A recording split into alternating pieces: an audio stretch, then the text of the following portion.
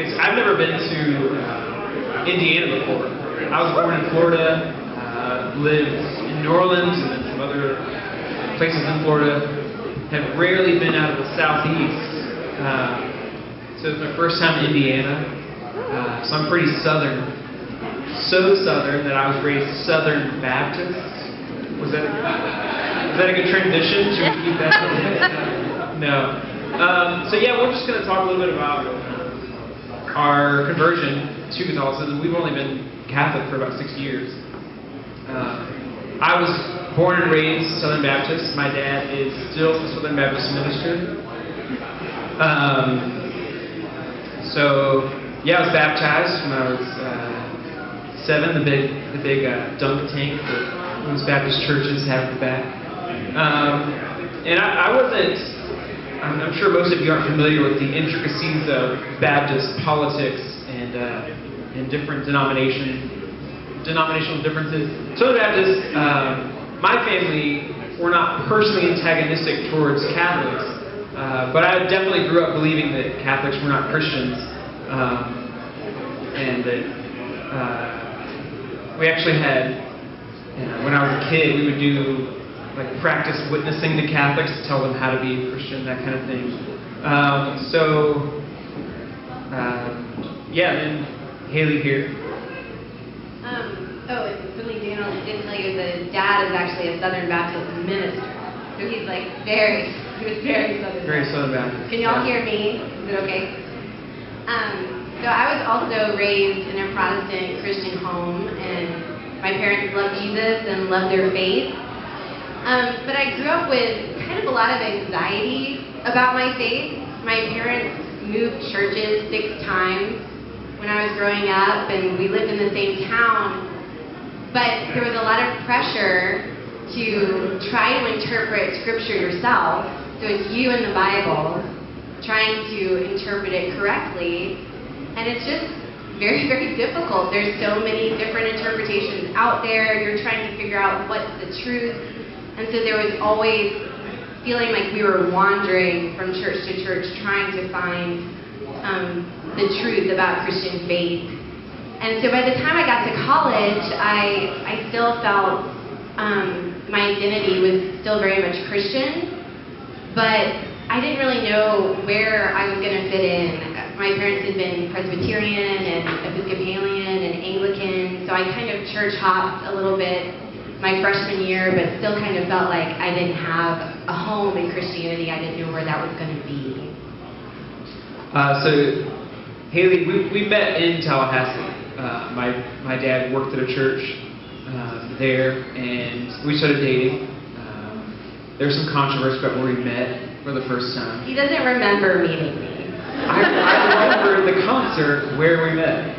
But he doesn't remember meeting me. We met at a grocery store. That's right. So we dated in college. We dated on and off, and then I was a little bit directionless after high school. And Haley went to Baylor out in Waco, which is where we're heading now.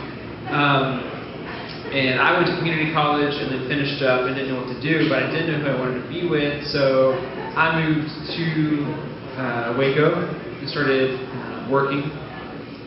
I worked at a ranch and a Vietnamese place, in a sandwich shop, and I worked at Acorn before they got in trouble.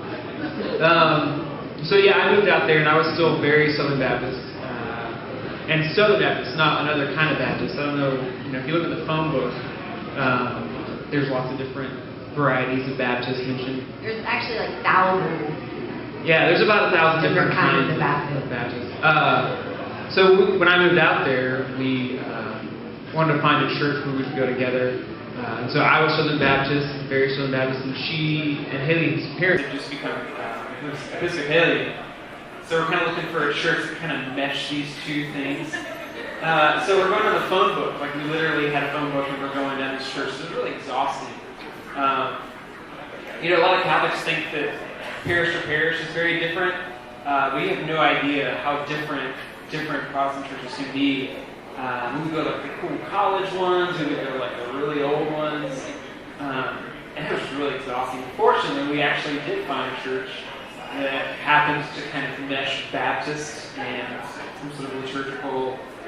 They call themselves like a liturgical Baptist church, and that means that they just they had like a short form of lectionary, like they had a couple readings, and they also did the liturgical year. They had at least Lent and Advent, and this was my first introduction to those things.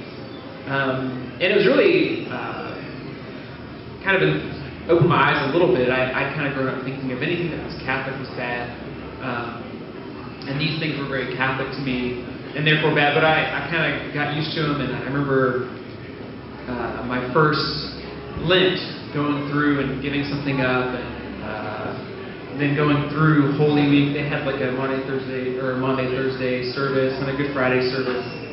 Because growing up in my church, our big holidays were Christmas and Easter and 4th of July. And so what's funny about, we had Palm Sunday, because you meet on Sundays, and go to Palm Sunday, and then, the next thing is Easter. So it's kind of this weird thing where, Jesus is going to die. He's alive again. So you kind of never actually have to go through Passion Week or, actually, seeing anything at Good Friday. So going to that the first time was really eye-opening to me how beneficial this was to experience this during Holy Week. Right around that time, I also started going to Baylor, and I ended up we both did the Great Text program that they have there at Baylor, where you kind of start back in Greek philosophy and read great texts all the way up through Middle Ages and modernity. And so around this time was the first time I also read any of the church fathers. And that was a huge experience for me, because I remember being Baptist growing up, and there was always this quest to find out, to sort of achieve what the early church did. It was kind of this idea that Catholics messed stuff up in the Middle Ages, and if we could just get back to the early church and how they did things, that'd be so great. I remember kind of like talking to some friends, and like, man, would it be great if we just knew how they thought in like the 1st and 2nd centuries? Like if somebody had written something down, wouldn't this be awesome?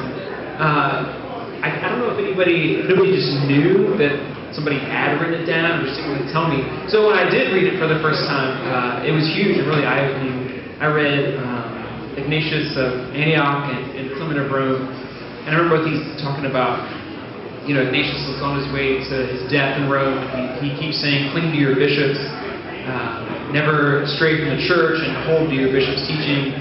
And Clement talking about the reality of Christ in the bread and wine, how Jesus really becomes present.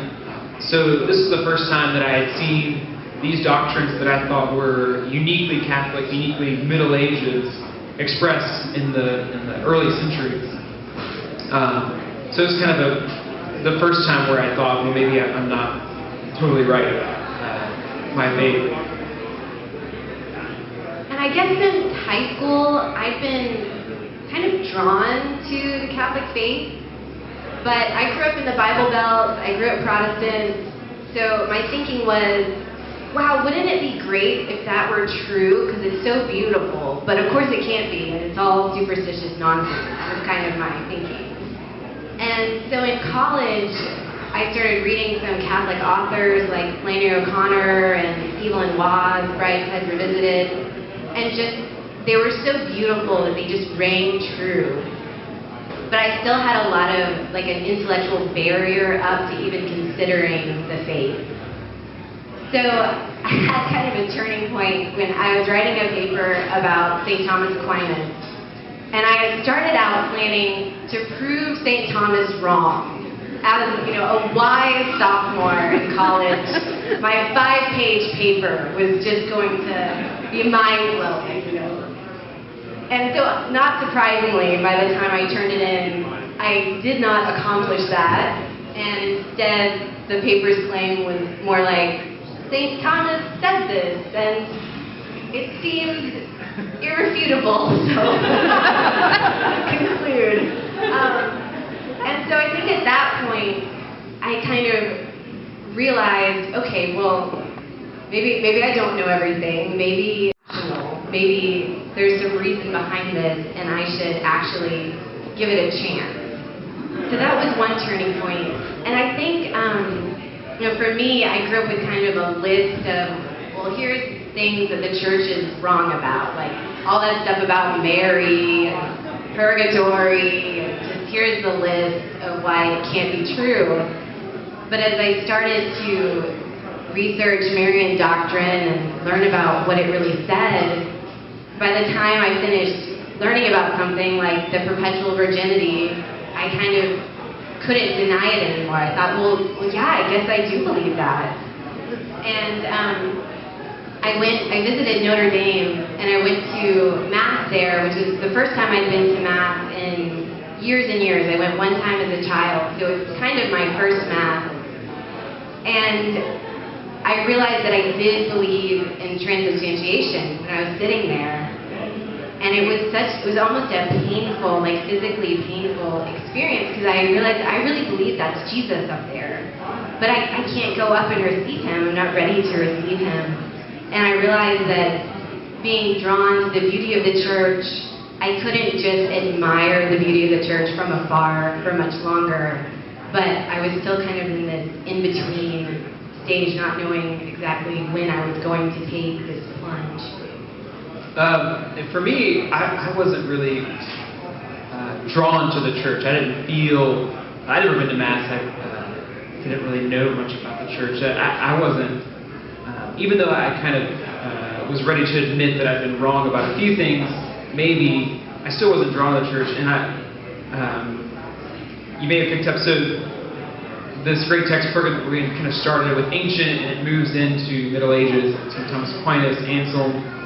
So I read a lot of those, and I remember even when I didn't agree or didn't even understand, I still don't understand half of what Thomas Aquinas says, but reading it was beautiful. It was beautiful theology, and I knew this even when I didn't agree. I knew that the writing was beautiful and the arguments were beautiful.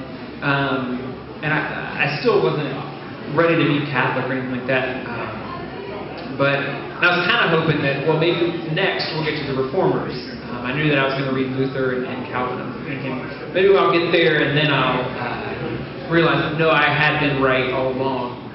The church was wrong and the Reformers were right. And so I did end up reading the Reformers. And with Luther, has anyone read a lot of Martin Luther? I don't like reading Martin Luther. His arguments aren't very compelling, and he's kind of mean. And the writing, his arguments and his writing was ugly.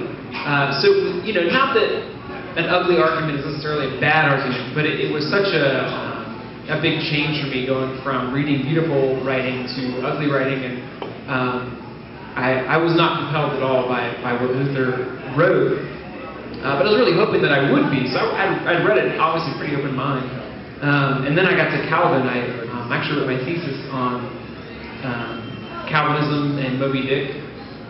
So I read a lot of Calvin. I would not do that thesis again if I knew what I knew now. But so I read a lot of Calvin, and he's very smart and has some very good arguments, but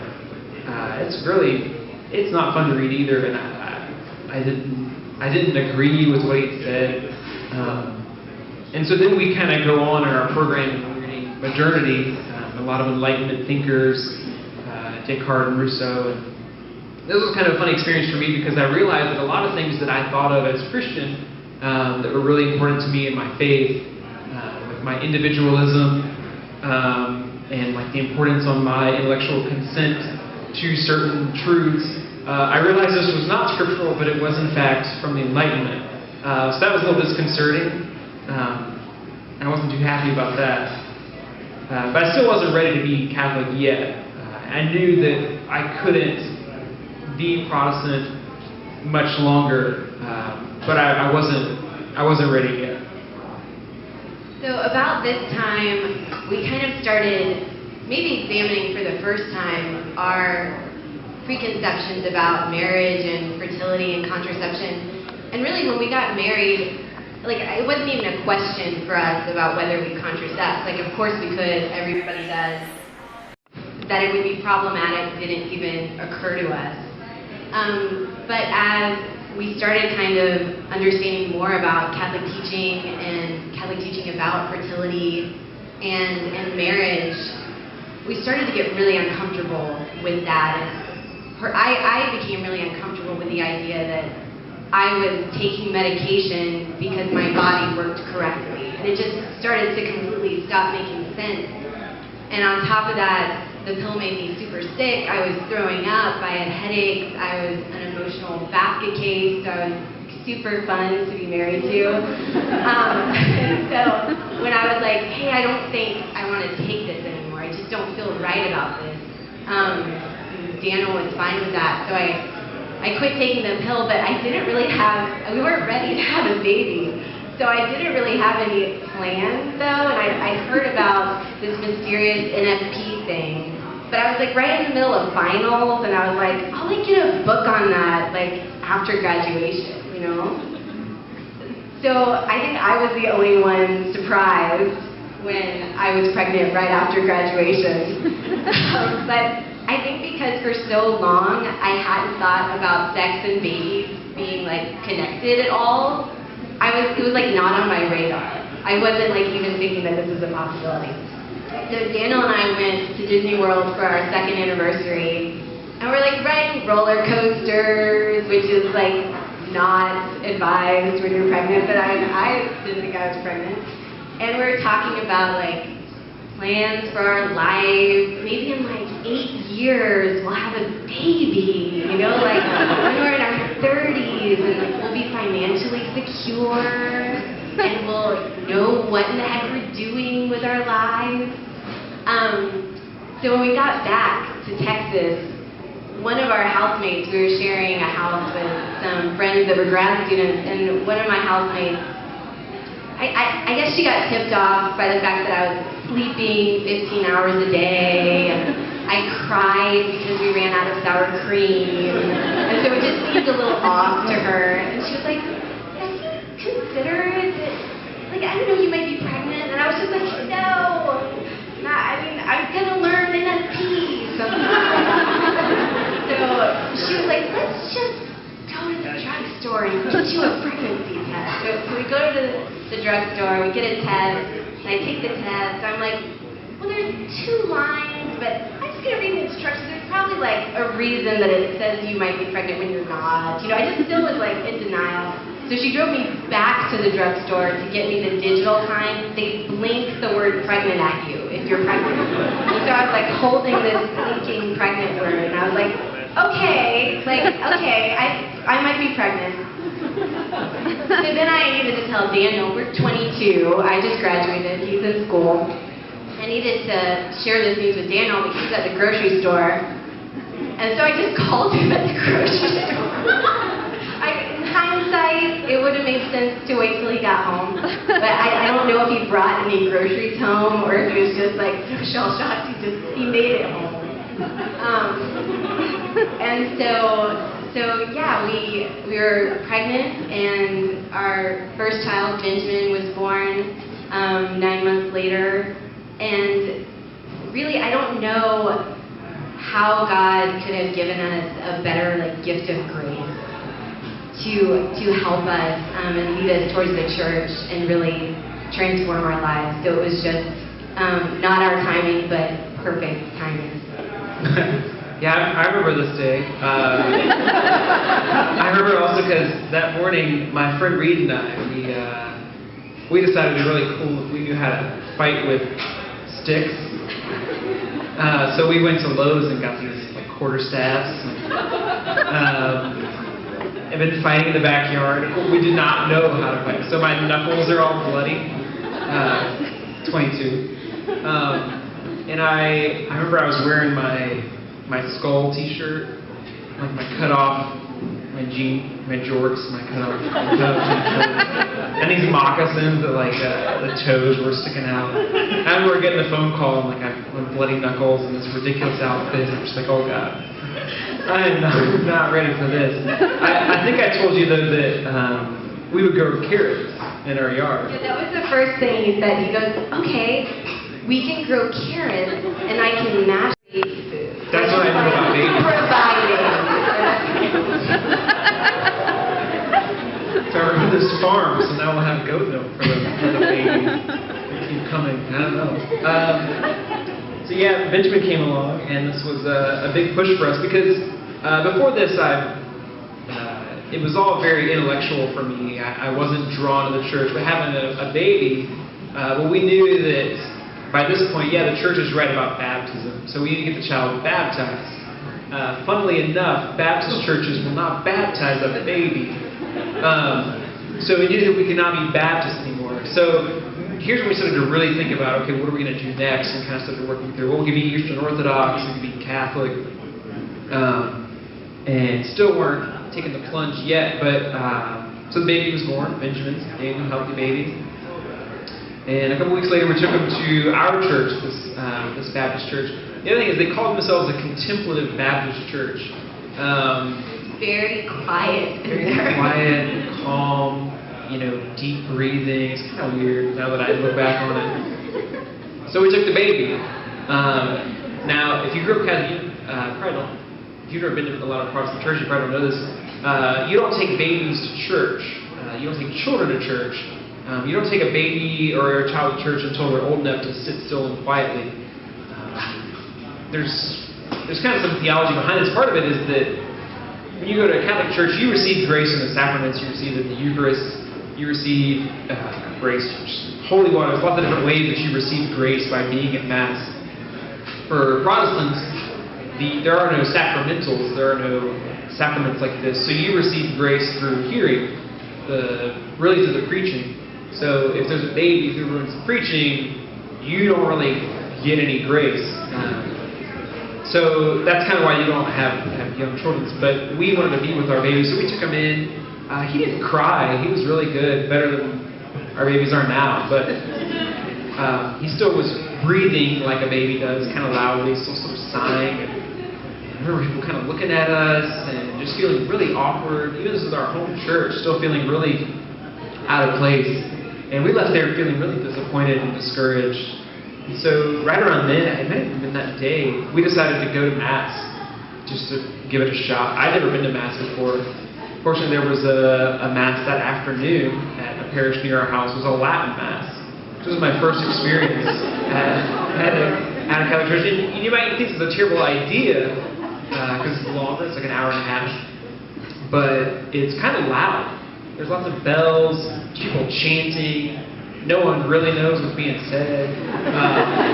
And here in Waco, it's really interesting. There would be a lot of, there's a big Vietnamese population, a big Mexican population, and people who would usually go to other Masses and not really speak to each other, don't speak the same language, but are all kind of here together listening to this chanting, and there's incense, and there's a lot going on, and a lot of big families at Latin Mass. So there's kids kind of running around, and we felt totally comfortable with our baby here, who was just sighing loudly, not nearly as loud as this other kid who's running up the aisle. So it was a really strange experience for me, not just being my first Mass, not just being Latin Mass, but feeling at home at this place that for so long I had been antagonistic towards. And so part of the reason that I had been apprehensive is I knew how difficult it would be for my parents, for some friends even, for my siblings, for my sister. But finally we kind of realized what we needed to do. So we went ahead and did our CIA and kept going to that Mass and joined the church.